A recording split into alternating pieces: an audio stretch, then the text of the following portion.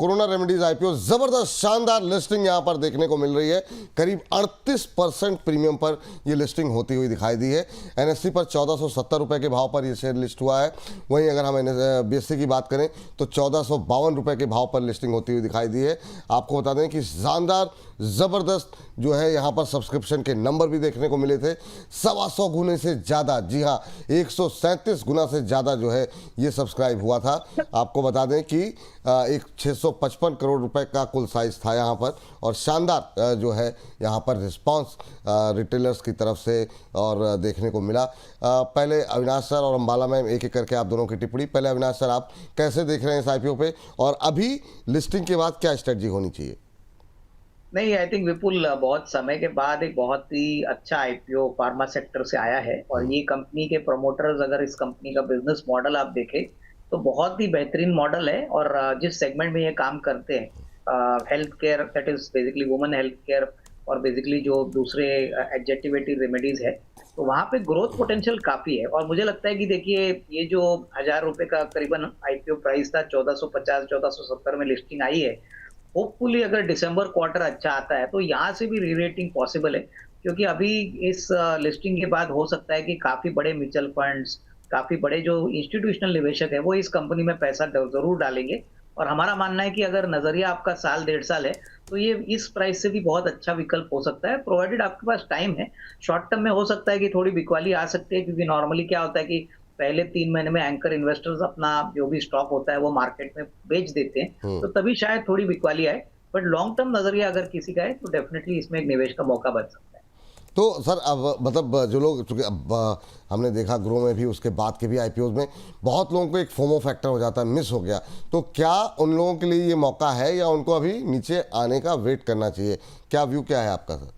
देखिए, अभी अगर आपको खरीदना है तो मैं समझता हूँ कि थोड़ा सा इमीडिएटली खरीद लीजिए 20-25%, और उसके बाद जैसे स्टॉक में आपको मोमेंट देखेगा, थोड़ा सा भी हल्का होता है, तो डेफिनेटली एक एसआईपी के पॉइंट ऑफ व्यू से थोड़ा थोड़ा निवेश करिए। क्योंकि देखिए, एग्जैक्ट प्राइस प्रिडिक्ट करना डिफिकल्ट है। हाँ, बट मैं कहूंगा कि आज तो पहला दिन है, लेकिन होपफुली 3-4 दिन के बाद अगर थोड़ा सा स्टॉक गिरता है तो थोड़ा सा और खरीद लीजिए, क्योंकि ये आगे चल के हमको लगता है काफी अच्छा स्ट्रॉन्ग कंपाउंडर स्टॉक बन सकता है। ठीक है सर। अच्छा, पहले मैं अंबाला मैम से भी टिप्पणी ले लूँ। अंबाला मैम, आपका व्यू क्या है? आईपीओ को आप भी काफ़ी क्लोजली मॉनिटर करती हैं, क्या व्यू रहेगा अभी? और टेक्निकल चार्ट भी देखती हैं, इंट्राडे के आधार पर कोई निर्णय लेने की स्थिति में हैं आप? नहीं, अभी इसको बुक करने की जरूरत नहीं है, जो लोग पहले से हैं। एंड विपुल जी, मुझे अच्छा लग रहा है कि दोनों ही आईपीओ के रिव्यू के टाइम पर आई वाज देयर, और दोनों की लिस्टिंग एक्चुअली वैसी ही हुई है जैसे कि हम लोगों ने डिस्कस किया था, एनालाइज किया था। कोरोना रेमेडीज में बहुत ही बढ़िया लिस्टिंग एक्सपेक्टेशन थी, इट्स देयर।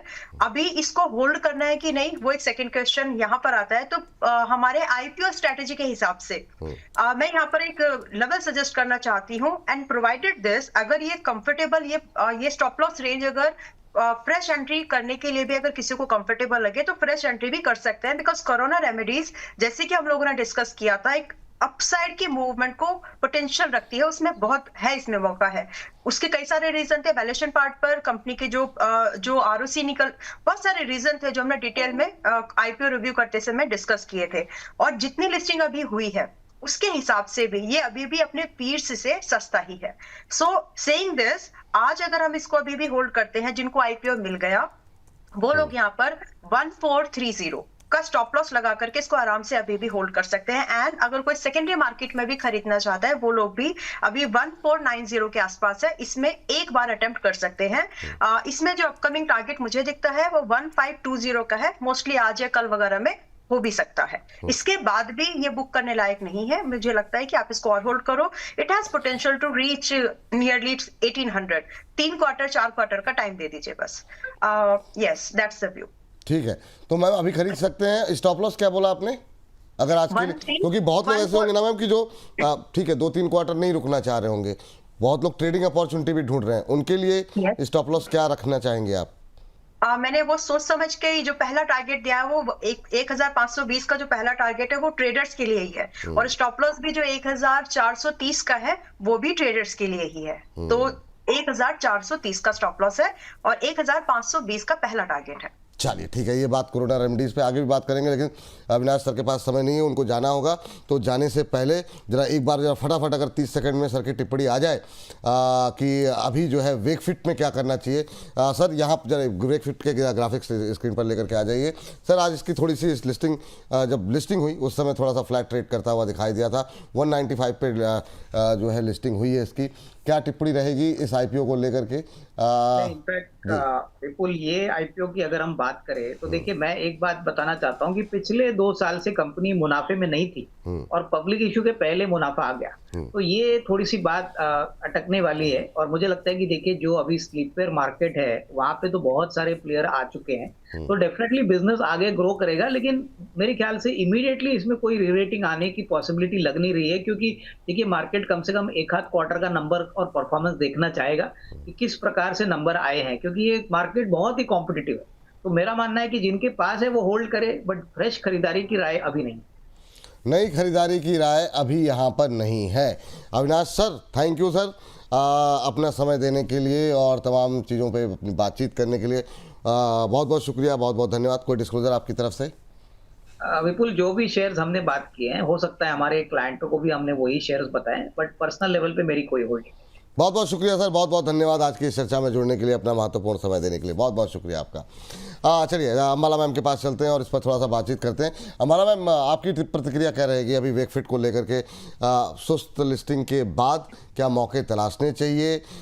रिटेलर का पार्टिसिपेशन जब सब्सक्राइब हो रहा था हमने काफ़ी अच्छा देखा, यहाँ पर भी आपकी टिप्पणी, आपकी सलाह करंट लेवल पे क्या है? ओके, देखिए, जिनको ये होल्ड नहीं करना है आज से अगले 3 महीने तक, वो अभी निकल जाए, ठीक है। बट मुझे ये भी अच्छे से याद आ रहा है, वेकफिट को लेकर के मैंने बोला था, रीजन भी दिया था कि एक क्यों इसमें एक बहुत ही हल्की सी लिस्टिंग या फिर न्यूट्रल लिस्टिंग हमको मिल सकती है। वही एक्सपेक्टेशन थी, वही एनालिसिस था और वैसे ही हुआ भी है।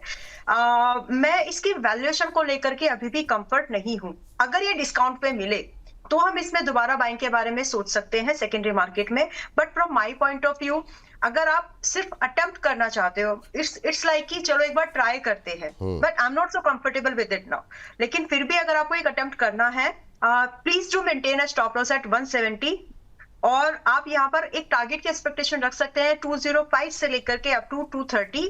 But it is kind of कि अगर मुझे 2 आईपीओ दिए हैं आपने कि कोरोना रेमेडीज को होल्ड करे या फिर वेकफिट को होल्ड करे, तो कोरोना रेमेडीज जीतता है उधर, और यहाँ पर इसमें इसकी जो रेटिंग्स है मेरी नजर में कम ही है। सो कुछ और ढूंढेंगे। अगर वेकफिट को अगर आप अभी अवॉइड भी कर दें तो आपका नुकसान नहीं है। एंड प्लीज बाद में भी फोमो मत लाइए। अगर ये 5-6% चढ़ भी जाता है, सो फोमो लाने की जरूरत नहीं है। मैं आपको कुछ ऐसे स्टॉक्स शेयर कर दूंगी जहां पर बहुत आसानी से, मतलब आपको कुछ एक अपसाइड की मूवमेंट मिल जाएगी, रादर कि हम इसमें वो बेट ले। ये रिस्की है। तो मतलब मैम 2 बातें जो मुझे समझ में आई है, ताकि इस सेगमेंट को हम समाप्त करें, ताकि समय से हम इसे अपलोड कर सकें। तो हाँ। एक बात तो ये कि कोरोना के अंदर अभी भी करंट लेवल पे अगर मिस हो गया है और आपके अंदर ये इच्छा जग रही है कि यहाँ पर अभी अपसाइड बाकी है, तो आप अभी भी बाय कर सकते हैं।